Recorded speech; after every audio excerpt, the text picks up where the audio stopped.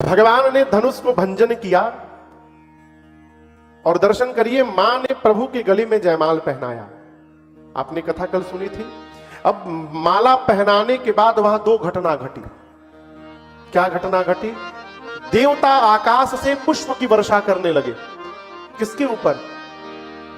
राम जी के ऊपर। बहुत सुंदर बेटा, पूरी कथा में आंसर देता है वो बच्चा। किसके ऊपर पुष्प की वर्षा करने लगे? राम जी के ऊपर।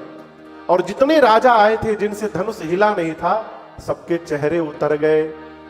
सकुचे सकल भुआ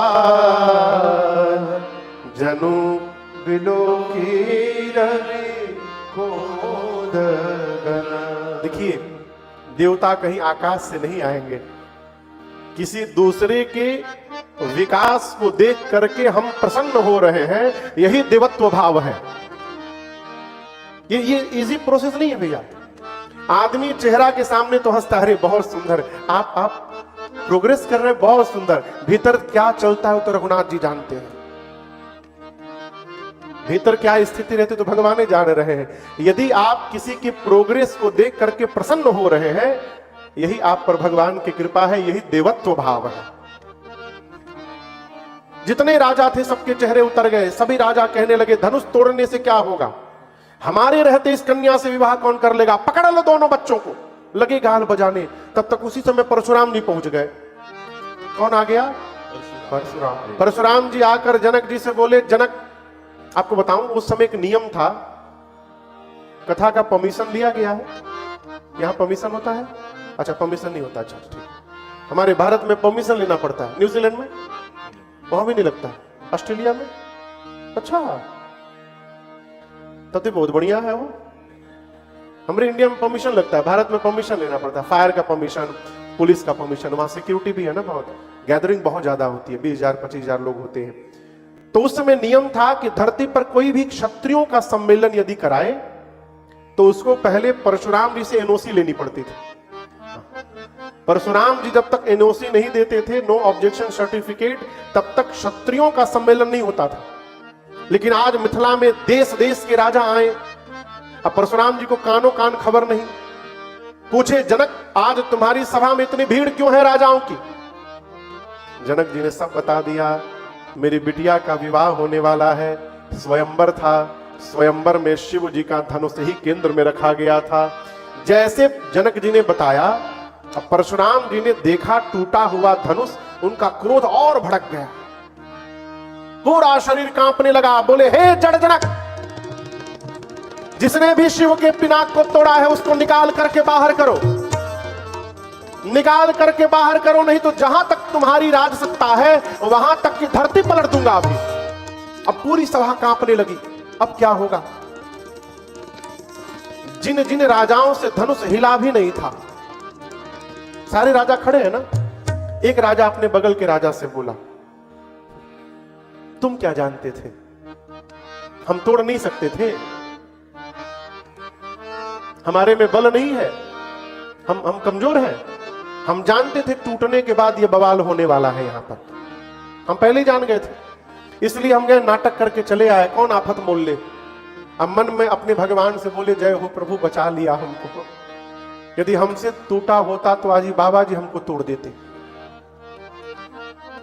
राम जी आगे आकर बोले, नाथ शंभु धनु भंजनिहारा, नाथ शंभु धनु भंजनिहारा, होई के वो एक दास तुम्हारा, होई के वो एक दास तुम्हारा, आयसु कहिय की न मोही, आयसु कहिय की न मोही, सुनी रिसाई बोले मुनि द्रोही, सुनी रिसाई बोले मुनि द्रोही, सुनी रिसाई बोले मुनि द्रोही, राम जी जाकर प्रणाम किए परशुराम जी को, और आप राम जी की भाषा देखिए। यदि आप राम जी की जगह होते तो क्या बोलते जाकर, किसने तोड़ा है, क्या बोलते? हाँ, मैंने तोड़ा है प्रभु, मैंने ही तोड़ा है, ये बोलते ना। राम जी नहीं बोले।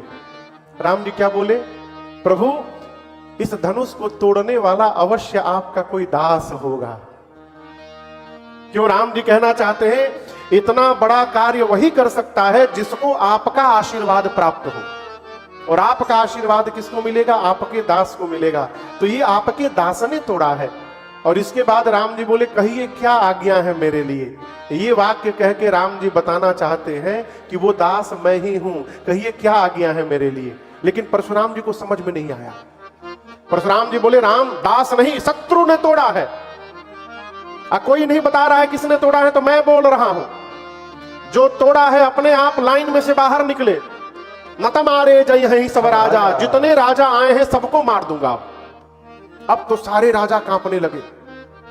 एक राजा ने कहा बताओ, बगल के राजा से। राम जी को सीधा सीधा बोलना चाहिए मैंने तोड़ा है। जाकर के बात घुमा दिए आपके किसी दास ने तोड़ा है। वो बाबा समझ ही नहीं पा रहे कि वो दास ही बोल रहा है। एक दूसरे राजा ने कहा एक काम करो, तुम जाके बता दो, तुम जाके बता दो कि राम जी ने तोड़ा है। उस राजा ने कहा अच्छा मैं बता दूं। बाबा जी बोल रहे हैं कि जो तोड़ा है वो लाइन में से बाहर निकले। अब तुम कह रहे हो बता दो। हम बताने के लिए जैसे लाइन में से निकलेंगे बाहर, बाबा देखते समझ गए जाएंगे ये निकला है, इसका मतलब यही तोड़ा है। हम उनके पास पहुंचेंगे इसके पहले वो हमको तोड़ देंगे। राजा ने कहा मरेंगे तो सब मरेंगे, हम अकेले मरने वाले नहीं हैं। राम जी मौन हो गए, अब क्या कहें।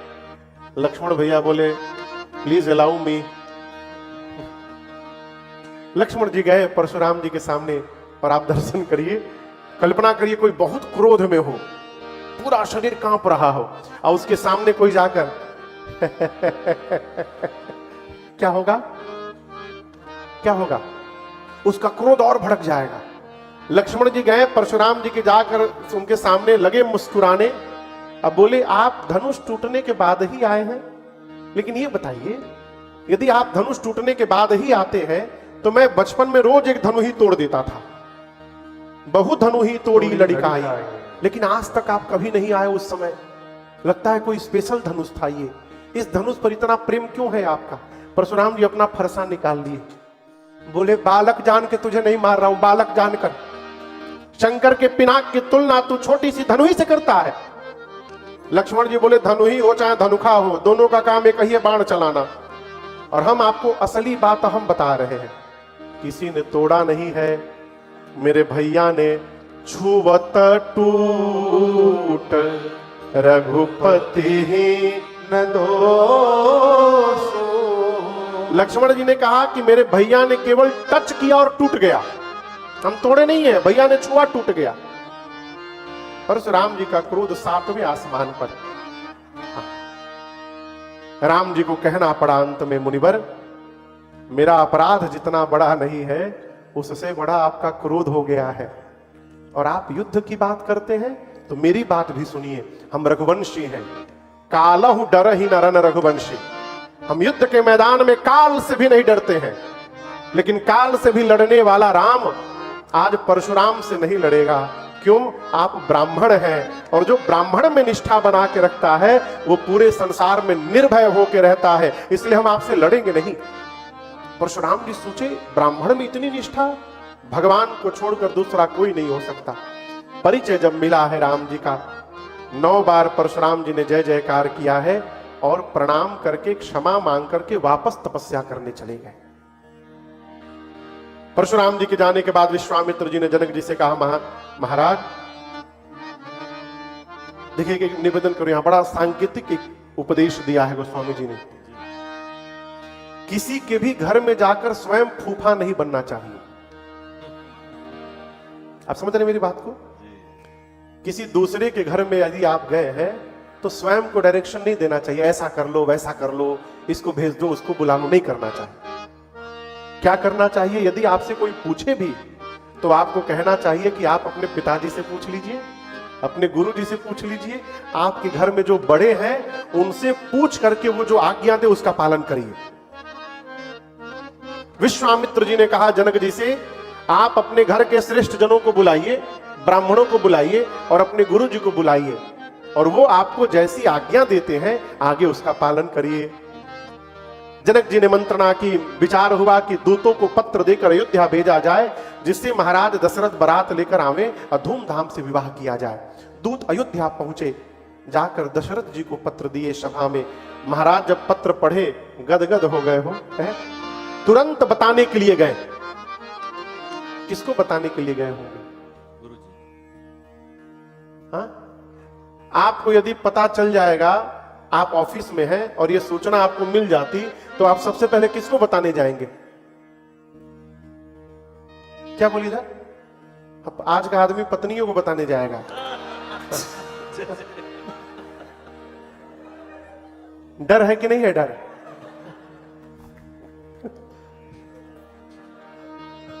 कौन बोले हैं? एक कौन? आप बोले? साथ में आई है क्या?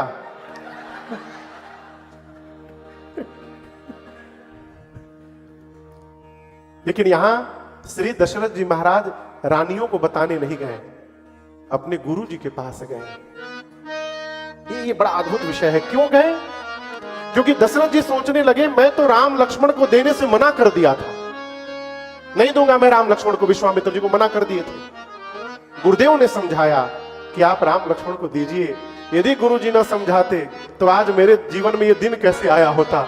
गुरुदेव को धन्यवाद करने के लिए महाराज सीधे गुरु जी के आश्रम पहुंचे, जाकर पूरी बात बताई, पत्र दिया।